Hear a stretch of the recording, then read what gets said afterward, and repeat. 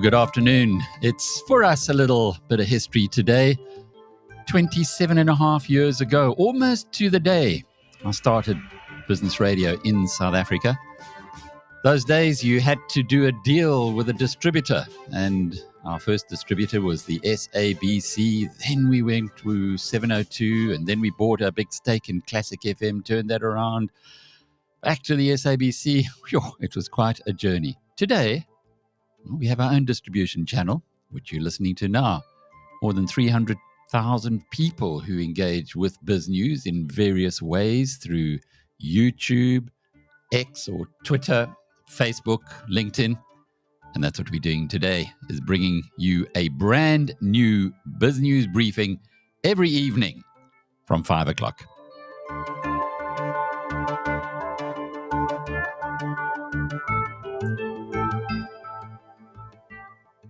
And how does it work? Well, here's how the show goes. I'll give you an introduction in just a moment on what's coming up in the next half hour or so. And then some of the major business news points that have occurred today. So it's a daily show. We then move on to our market commentator for the day. And you can get the full interview of that on biznews.com, BizNews Radio, BizNews TV. But we'll be bringing you a compressed package of that. And then a little bit of news, both from our own journalists and from our partners at the Financial Times and Bloomberg. So we've got a lot of sources of fascinating business information for you. In between all of that, I'll bring you up to date, or rather at the end of the program, because it gives the JSE time to compile everything on its own indices, etc. I'll bring you up to date with how the markets as a whole have performed. But let's start off with the business headlines that we have today. And well, there were two big companies that reported their financial results. The JSE-listed document management company, Metrofile, reported a 22% drop in operating profit on same as before sales for the year to end June. A final dividend of 7 cents a share has been declared. That cuts the year's payout by a fifth to 14 cents a share. The company says it expects trading conditions to remain challenging throughout 2025, but says strategic initiatives are set to support financial recovery with a closure of its operation of Tidy Files, which is expected to improve group margins. For 2025, it aims to generate positive free cash flow and focus on reducing debt. David Shapiro was the very first market commentator back in 1997 when we introduced Business Radio to South Africa. So not surprisingly, he's the man that I asked to help me through today, and here's his view on Metrofile. I know Metrofile very much. It's part of Savvest. It goes back to the, to the late 80s. One of the issues there is we're starting to see volumes fall. Maybe their technology has fallen behind. I thought they keep up, but it's also an indication of a slowing down of business. Yeah, indeed it is. Another big company that reported today is African Rainbow Capital Investments, which owns 26% of data provider Rain, 19% of Challenger Bank Time, and 70% of one of our business partners' online logistics platform, Linebooker. ARC or ARC Investments reported a 21% jump in its intrinsic value in the year to end June. Now, that's what really matters in a company like this. It makes a lot of investments in various assets, and those assets it's hoping, as do all private equity or venture capital companies, are going to appreciate. And as far as it's concerned, the intrinsic value at ARC Investments was up 21% in the year to June. Share price edged higher today, R7.15. However, that's a 42% discount on that intrinsic value of the company of R12.38 a share. And that gives it a market value of just over 20 billion rand. The company is chaired by Patrice Motsepe and was co-founded by financial sector heavyweights Johan van Zyl, who's now 68, he used to be the CEO of Sanlam, and Johan van der Merwe, who's 59, and previously of Investec Asset Management. That's why you'll hear David in just a moment referring to the two Johans. In the year, ARK Invest raised 750 million rands from shareholders. It used 100 million of this to buy back its own shares and invested an additional 169 million into time and 126 million into rain. Here's David's view on ARK Invest. The underlying businesses are very good, Alec. And they frustrated because their intrinsic value doesn't match the share price. In other words, there's a deep discount. And I think one of the reasons is that you're not quite sure what you're buying. It's little bits of everything. I still think ARK has got to refine its portfolio, that it's a couple of good businesses in there that attract investors, and the discount will narrow. So the share price actually edged up a little bit towards the close. I had it at R7.15. I see it's ended at R7.30, so up by 4.25%. Sasol has appointed Miss Muriel Dube, a member of its directorate since 2018, as the chairman of the board. She holds an MSc degree from Oxford University in environmental change and management and has served as the chief negotiator for the government of South Africa in climate change negotiations at the United Nations. So clearly, this is an indication of the direction that Sasol is focusing on. It needs to get its act together on environmental issues, particularly because of the impact that the CO2 emissions have on climate change. Ms. Dube was previously the chief commercial officer at Bidvest and has served on a number of South African company boards. Dr. Martina Fluel has been appointed the lead independent director. She's also been on the Sasol board since 2018. She's got a PhD in chemistry and was previously chief executive of Oxia. It's a chemical subsidiary of the Oman Oil Company. Well, some pretty good news came through last week, and good enough for us to repeat it today. There has been much unhappiness amongst members of the BizNews community on the fact that Starlink is not available in South Africa. We know it from our own colleagues in Malawi who use Starlink, and it's as though they had the best internet connectivity that you could find in this country. It's that quick. Well, it does appear as though finally there is some breakthrough coming. The story that we heard, and which was widely circulated, was that Elon Musk, the owner of Starlink through his space company, SpaceX, was not interested in giving away 30% of the company to politically influential individuals, which is part of what tends to happen here when you get into the BEE regulations. But that, it appears, may now be, well, not so big an issue anymore. The president of South Africa, Cyril, had this to say last week. Having to do with Starlink. So I know about it and have even, yes, I know about it. Do you like Elon Musk? Let me say to you, I have had, Elon Musk is South African born American now. I have had discussions with him and have said, Elon, you've become so successful and you are investing in a variety of countries. I want you to come home and invest here. So he and I are going to have a further discussion about a variety of things. Whatever one may think about him, he is a hugely successful business person, and having had those discussions with him to advance the interests of South Africans.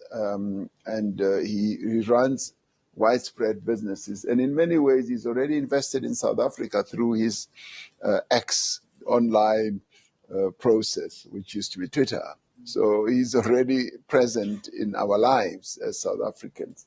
So I will be taking further discussions about how we can attract Elon Musk to come and invest here in South Africa. And who's your hero? Well, isn't that good news indeed?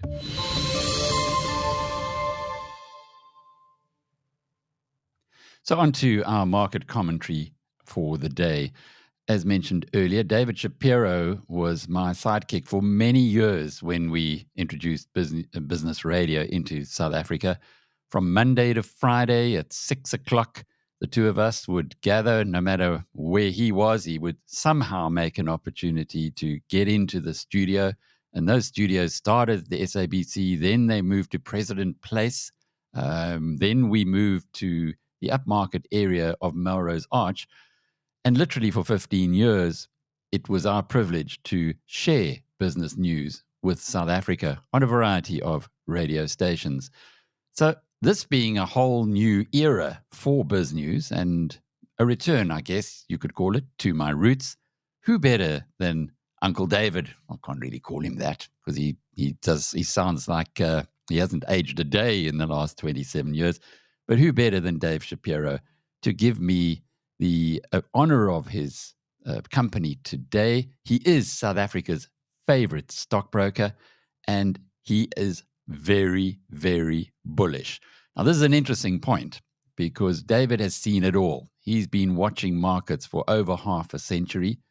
He's seen South Africa go through difficulties and times when nobody wanted shares listed on the JSE, to other times where things just went gangbusters and everybody wanted some of this country or a slice of this country.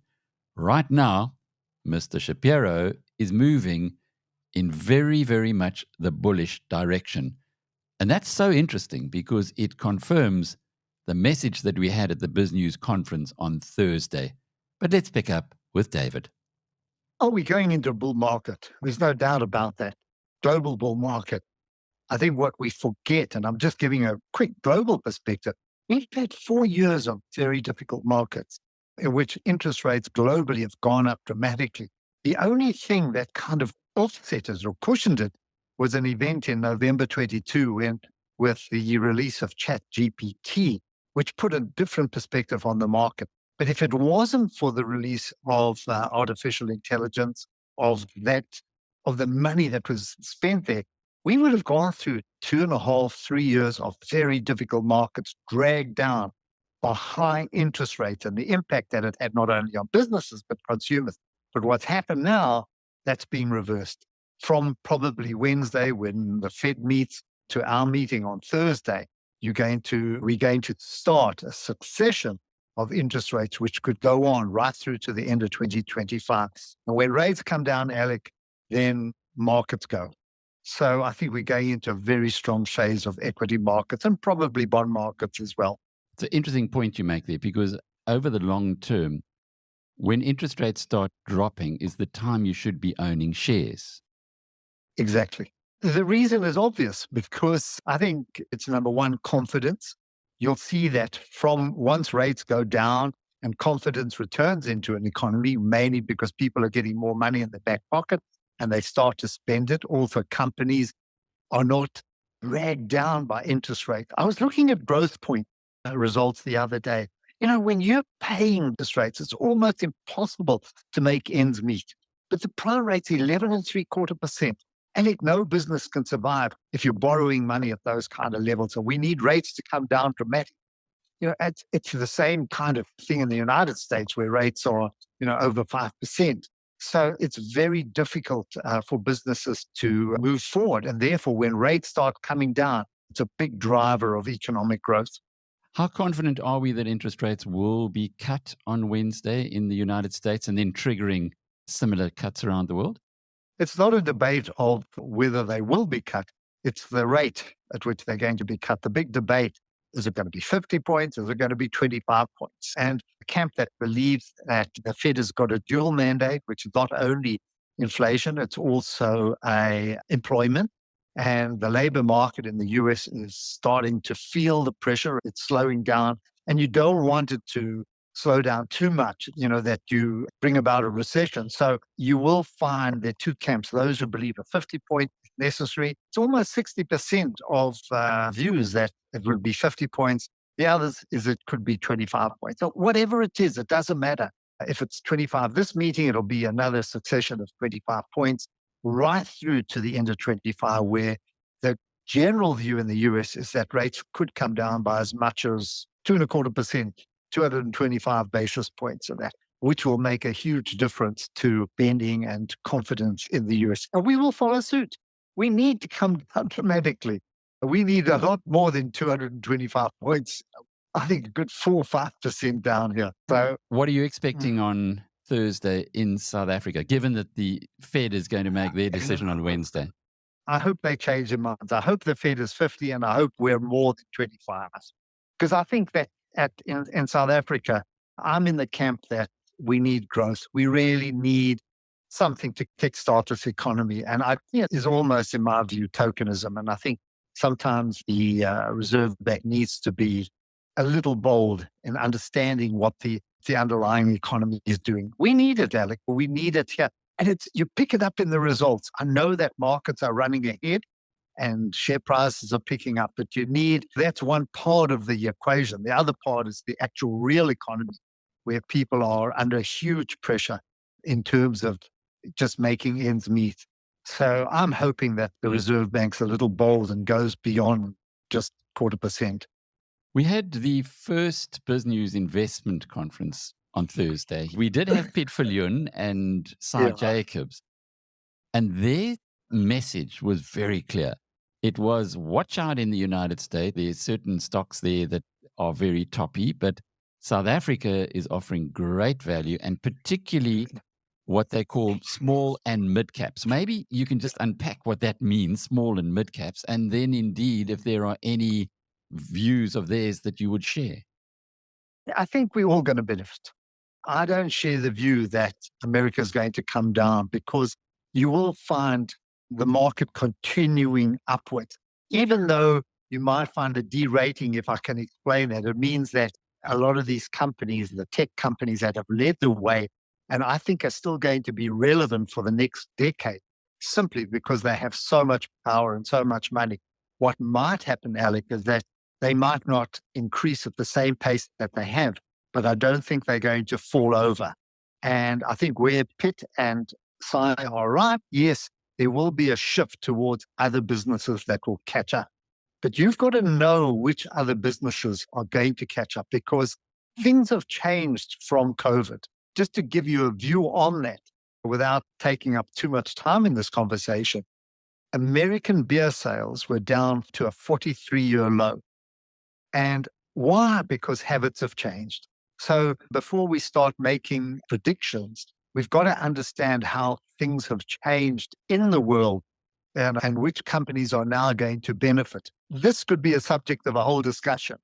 So you've got to be very careful where you put that money if you're taking it away from tech. From our point of view, the one thing that has held us back here in this market has been, number one, that we're still very heavily reliant on a lot of our offshore businesses. But the one area that I'm starting to look for the turnaround, and it might be premature, is on the commodity side. And I think that's going to be the one area that's going to surprise us on the upside. We've been dragged down by China. We've been dragged down by concerns about global growth. But Alec, if you look today, even today, platinum shares all of a sudden from the very low levels are going up. And I say, hold on a sec. Platinum price not doing much. Why are these shares going up so fast? Why is the smart money coming in? And I think that's going to be one of our surprise factors, is going to be on the commodity side. I might be too early, but I'm looking for the signs of what can drive our market. And I think it's going to come from that area. Now, that's so interesting you make a point of that, because Cy Jacobs disclosed to us that he has started buying platinum shares on the strength of the first person blinking, which was Sibanye-Stillwater, who cut 200,000 ounces off the Stillwater production last week.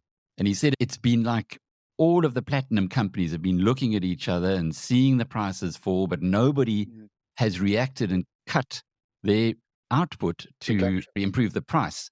And he says that he saw this as a big thing last week. He took that as a signal. And interesting, the point you make about the platinum shares today.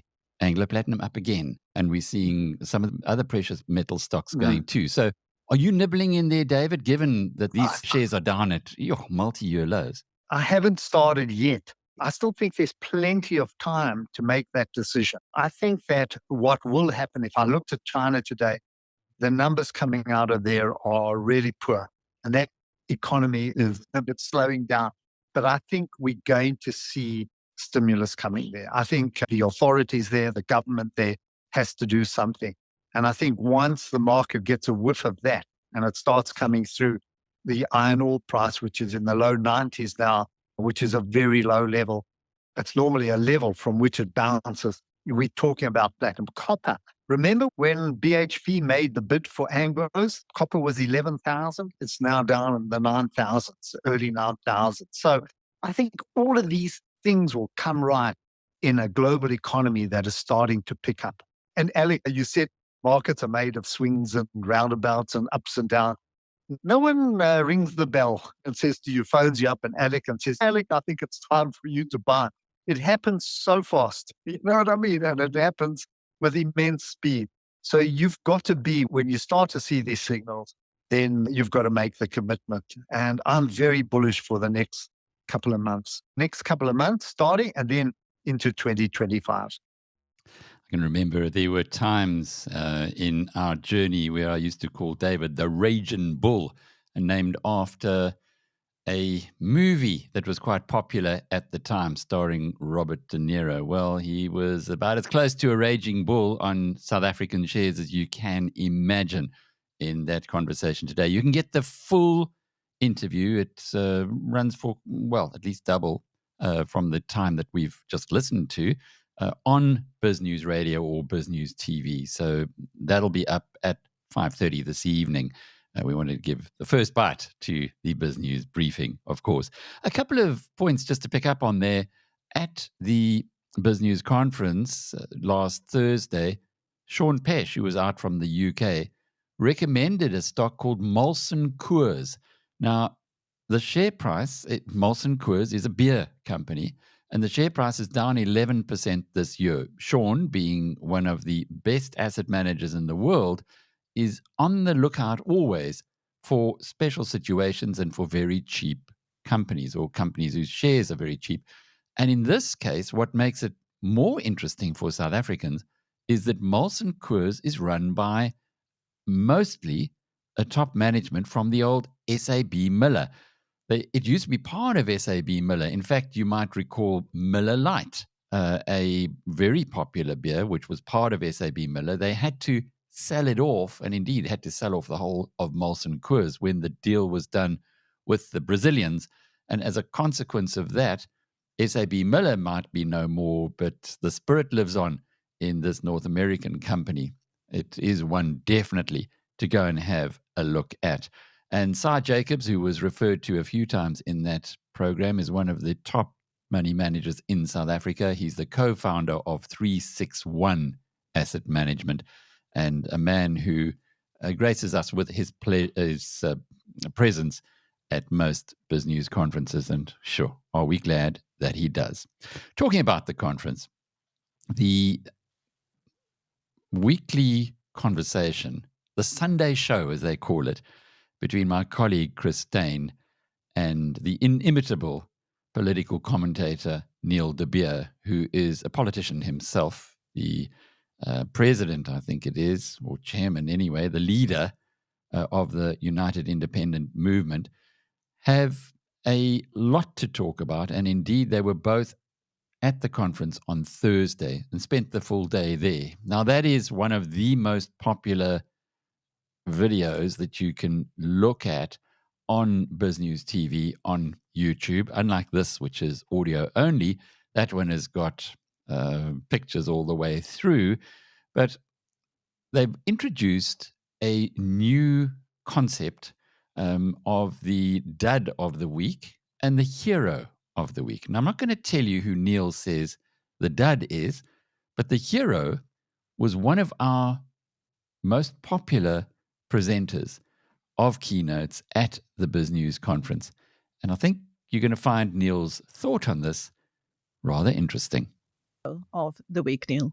Chris, we met Mteto Nyati. Now people will go, if you don't know who Mteto Nyati is, he is the current chairman of the board of Eskom.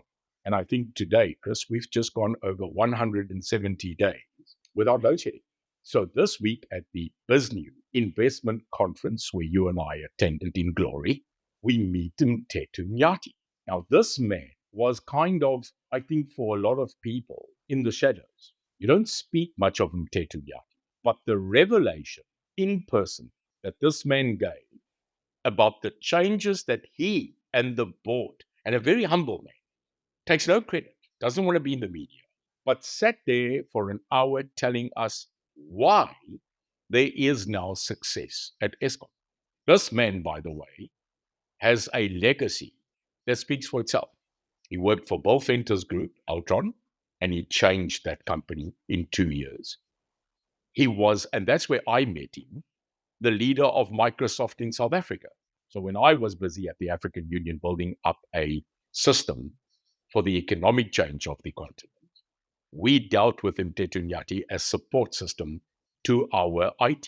And to see him now sit there, not taking one singular credit. But Chris, there's two things that absolutely blew me away. One a bit controversial, and the other one a very clear statement. He said, number one, what changed Eskom was the change of leadership taking responsibility. Leadership. And leadership at every level at Eskom had to be changed. So he said, what changed Eskom was not just looking at the power generation system, the power plants, and having to upgrade and maintain, but to put in the right leaders. When he was asked about Andre de Ruyter, he did not say much, but there was one thing he did say, that if Andre de Ruyter today had to reapply for the CEO-ship of Eskom, that in no way Andre would make the cut. That was very interesting to me. And when he was pulsed to say more, he said, rather not. So very interesting. But the fact that this man has taken on a job which he did not have to, and by the way, he told us that he did not want to take. When he got the call from the president on the way there, he was thinking about 5 or 6 excuses to say, no, thank you. But this man decided that it is in his character, I think, Chris, to take something which is broken and the challenge to fix it. Well, currently, touch wood, he has done so. And the great news that in the near future, we will have an oversupply of power is even greater. And then he was asked, if we now get the supply right, what's next? And he said, well, obviously, once we've got supply, we then have to look at the cost of energy and we have to make it cheaper. So definitely, in my opinion, Mteto Nyati, you are the star of the week. No doubt. I mixed with many of the 190 delegates who were at the what we call BNIC 1. It was the first investment conference. And most of them said that he was the man that they would have traveled far to come and see. The chairman of Eskom was very impressive. We gave a little bit of background, and as you heard there from Neil de Beer, he has a fantastic pedigree. He was brought in by the Venter family, who owned, built, and ran Altron since 1965. And the late Robbie Venter passed over the baton to the person that both he and his father, Bill, hand-selected, and that's Mteto Nyati, a humble man, a very forthright individual, and a very clear thinker. And let's listen now to a highlight from his conversation or his keynote address to the BizNews conference. He, in this instance, picks up, if you like, on that topic of leadership and indeed how things have changed and why we're now into 174 days without load shedding, and possibly, just possibly, we will continue through until March next year, which is within the plan at Eskom. That's the time when the current board believes that load shedding will be something of the past. Not just yet, But, well, we haven't had it for a while, so with a little bit of luck, who knows? We might just get it all the way. Here's Mteto Nyati. Some of you may remember when the president had that US and the UK trip, and it was being consistently at stage 6 load shedding.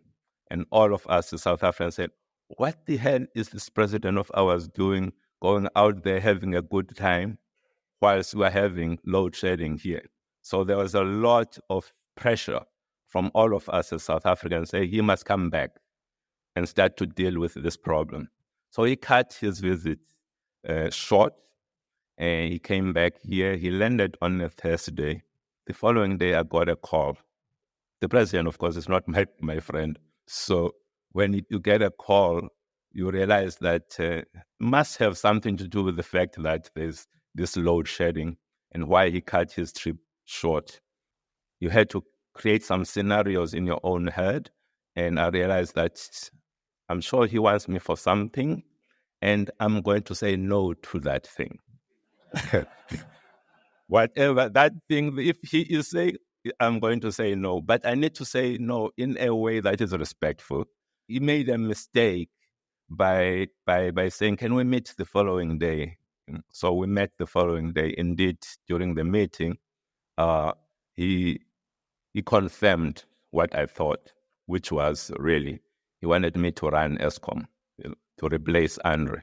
So I, of course, already had played all of this in my head, and actually also believed that it was going to be a wrong thing for him to be changing Andre.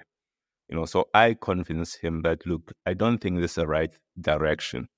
We need people who could support Andre. The fact that the problems are appearing whilst Andre is there does not mean that he is the person who created those problems. So anyway, the good thing is that he listened and he got it, and that's how I ended up on the board there.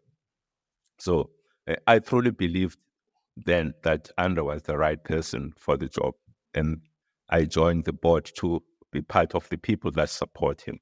When Andre left, one of the things that he made clear is that there were too many cooks in the kitchen, and he resigned due to Pravin Gordon and the new board. That new board is talking about actually us, the board that was appointed in October 2022. So he's talking about us. I was this person who was saying we need to keep Andre and we need to support him. And that's the orientation of the board. And it's a board of, I would say, really, really competent individuals. None of them had raised their hands and said, hey, I want to sit on the Eskom board. In fact, many of them had their own things that they were doing, just like me, which they're focusing on, but many of them were asked. They were asked to come and help. And we've got a fair amount of engineers there, and probably possibly 6 or 7 engineers. We've got CAs there. We've got psychologists there. We've got, we've got unionists there. All of these are key people. This is so important as we think about these state-owned enterprises going forward. We really do need to find people that can first have got a deep understanding of whatever entity that they are being asked to oversee, and can add value to that. At the same time, can also hold management accountable. I'm quite pleased, I'm honored to actually be leading a group of people that are so competent and committed to South Africa and committed to turning around this entity of ours. One of our first tasks, of course, was to get somebody who's going to replace Andre. And we managed to find the gentleman, Dan Marokane. He's a chemical engineer. That's his junior degree. And his master's degree is a petroleum engineer from the UK. It's a great, great guy. I mentioned this point down here that the DA rejected our choice, who is Dan Marokane. He said that he does not inspire confidence. It's like, how did you come to that conclusion? What is it that you used to come to that conclusion? Did you just look at his face, or maybe look at his weight, or what? How did you come to that conclusion? This is the world that we're living in. To me, that point is not really about them as well. That point is also about the board, that these stupid fellows, these people, have decided to go and find somebody who's not inspiring. It's actually a vote of no confidence on that board as well. So I'm just saying, this is the reality that we've been operating under. None of us wanted these jobs. All of us were doing this thing for our country, it's just South Africa. What a wonderful presentation we had from the chairman of Eskom. And, well, it instills all kinds of confidence in where the future of the country is going. Interestingly enough, a couple of our heavyweight asset managers who presented their keynotes there, Piet Viljoen from RCM and Cy Jacobs, as mentioned earlier, from 361, were both very bullish on South Africa as a consequence of two things: the sustainability of the government of national unity and the turnaround in Eskom. It was so interesting to hear the man who'd engineered that turnaround telling us that the reason for that is the board, is the leadership. 6 or 7 engineers, as you heard there, on the board of Eskom. And the balance of the people who are there, most of them have actually worked at the organization before. That is a universe away from the board that the Guptas had, where there was perhaps a purpose in the plundering that they employed during that period. And yet some people still vote for a return to those awful days. Can't believe it. Back to markets now, and we close off the show with a final interview from our partners at the Bloomberg New York operation, because this is really the week where things can start moving in the right direction, as you heard from David Shapiro. That is, of course, if you are long or if you own shares, and most people have shares in their portfolios, either unit trusts or indeed just the retirement portfolios. The big news on Wednesday will be by how much is the US Federal Reserve going to cut interest rates. It isn't a question of interest rates staying unchanged. They are going to be cut. Here in South Africa, we have our Monetary Policy Committee meeting on the following day, on the Thursday. And there are hopes that there will be an interest rate cut here as well, because this economy certainly needs some boosting. But let's join our partners now at Bloomberg and get an understanding of the way that the international community are looking at a potential interest rate cut on Wednesday, and the impact thereof, remember, is to stimulate the economy and to help share prices. Listen closely. All right, let's get back to the markets here. So equities continue to roll over. Bond market, quite interesting. You had a sell-off right when those CPI numbers hit. You had a spike in the 2-year yield. And then once the cash market opened for the equity market, bonds continued to really roll over, with yields moving significantly lower now. Ira Jersey, Bloomberg Intelligence chief U.S. interest rate strategist, it joins us. I shouldn't say significantly lower, but compared to where they were, it was quite a move. What are we making of the move today? Yeah, so after the CPI report came out, the market was thinking, oh, well, maybe the Fed is less likely to do a 50 basis point rate cut next week, and so we're going to readjust that front end yields. Once the equity started to roll over, you also have seen a pretty big rally in European rates this morning, our time, and afternoon their time, and I think that treasuries have have a flight to quality bid from the risk off in the U.S. markets, but also are being pulled down a little bit by the global rate environment as well. So again, not huge moves on a day-on-day basis, but like you said, Alex, the fact that we were off by 6 basis points in 2-year yields, and then now we're essentially unchanged. I think that's meaningful enough that the market is not 100% sure right now, and certainly we're not priced for just the 25 basis point cut next week. So, Ira, how do you think our friends at the Federal Reserve will read this inflation data today? Yeah, so our view is that this solidified the idea that a 25 basis point rate cut is in the cards. Again, 50 is not impossible, and certainly the market doesn't think so either. But at the same time, a 0.2% inflation print is still above the Fed's target. So even though they want to cut interest rates because they're worried that the economy is starting to slip, and certainly they've been focused more on employment than inflation in recent months. That they can start a slow rate cut cycle. I know some houses on the street think that they could go 25 and then 50 basis points for a couple of meetings thereafter. I suspect at the end of the day, they're going to go 25 basis points at every meeting. So the market maybe has gotten a little bit ahead of itself when you look at pricing for, say, January Fed funds futures or even 2-year yields for that matter. Yeah, so it seemed like what happened is once we got the print that 50 basis point potential cut moved more to December rather than pricing it out. It just kind of pushed it off a little bit. Does that need to be pushed out even more, or is it just taken out altogether? Well, I think as a base case, and the way that I'm thinking about how the economy might develop, and then what the Fed's reaction function, and therefore the Treasury market's reaction function to that new economic news, is that the economy is going to continue to slow, but not very quickly. So therefore, the Federal Reserve will be able to be patient and go in 25 basis point increments, and then maybe at some point it might do a 50. But I don't think that the Fed necessarily wants to, and certainly as a first, and we've been saying this for months now, is that if the Federal Reserve were to start with a 50 basis point rate cut, that would be like a shock and awe kind of event, and I think that would show the market and maybe just Main Street businesses and households that the Fed's panicked and they see something maybe that's much weaker than most of the economic data that's coming in suggests. So I think that would show some panic, and that's another reason to think, hey, they'll go 25s unless and until you wind up having negative payroll print or even $50,000 person payroll print would be enough for them to say, hey, the economy's not growing anywhere near potential, so we really have to cut interest rates significantly.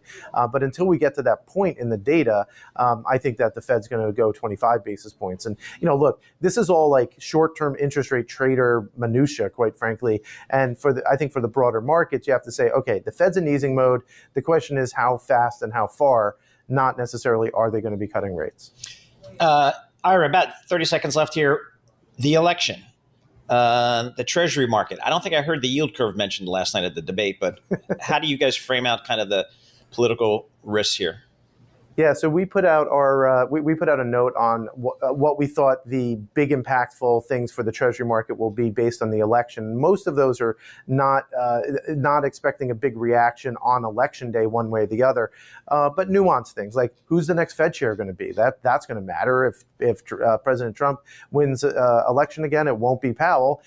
Maybe for Kamala Harris, it will be Powell, and if not, it will probably be someone else who was maybe a Biden appointee to the Fed. So those are the types of things that matter. And then, of course, things like budget deficits. Those neither of these candidates is likely to be a deficit hawk. So therefore, you're likely to continue with relatively large budget deficits. And that obviously has an effect on pricing in the Treasury market. Fascinating stuff, isn't it? When you listen to the way that the Americans get so caught up in their stories and the things that are going to happen and seem to speak at twice the speed of a normal people. And let's close off by having a look at the markets and how they performed today. It was very quiet on the Johannesburg Stock Exchange as far as price movements, overall price movements are concerned. The all-share index started off okay, got a little bit stronger, peaked at around 4 o'clock and then eased back to finish the day virtually unchanged. It was 28 points on 82,000, so it gives you an idea. That's on the all-share index. The rand was about 0.5% stronger against the US dollar, 17 rand and 64 cents. The gold price is relatively unchanged at the moment, to just coming towards $2,600 per ounce. And the oil price, the Brent crude, is at $72.50. Bitcoin down by 3% today at 57,806. As far as the individual shares are concerned, we had a very good day for a company called Finbond, which was up by 10.75%. I looked into it. There was a SENS report, and Finbond owns an American company which owns 90% now of a micro lender, a company called Americash Holdings and creditbox.com, which grants loans of up to $2,500 both online and in South Carolina, Wisconsin, and Missouri. Indeed, they got something like 185 outlets in North America, 418 of them in South Africa as well. So Finbond up by nearly 10 2/3% on the news that it has bought an extra 28% of that American micro lender, and it had only paid $1.6 million, which I say only because the whole business is supposedly worth $28 million. Okay, interesting stuff, and I suppose nice work if you can have it. As far as the rest, Life Healthcare was 8% higher, a nice improvement for the retailer Choppies, which is based, I think, in Botswana. That was up by 7%. Quantum was up 7%. On the way down, Lasaka, one of our favorites, was down 6% today. That is a company that is doing very well. It's the one of the leading fintechs in South Africa. It is reacting, no doubt, to what happened in the results last week. Clientele Life down by 8.5% and Huge down by 9%. But those stocks do bump around the place, all over the place. So nothing really to worry too much about as far as that's concerned. Looking at some of the biggest stocks on the JSE, well, you can see that the financial shares were virtually unchanged. Industrials were down by 0.5%, and resources were up by 1%. I hope you've enjoyed being with us on this brand new show of ours. We'll be back again, same time, same place tomorrow. If you want to listen to us live, it's at 5 o'clock on the BizNews TV channel on YouTube, where you can put your comments in and we will put them onto the live stream chat. It's also on my Twitter feed or X feed. That's at Alec Hogg. Go there and you'll be able to pick it up as well. Also on Alec Hogg ZA Facebook page and the Alec Hogg LinkedIn page. The audience of around 300,000 potentially who could be listening into this show. So why not join them? Until the next time, I'm Alec Hogg from BizNews. Cheerio.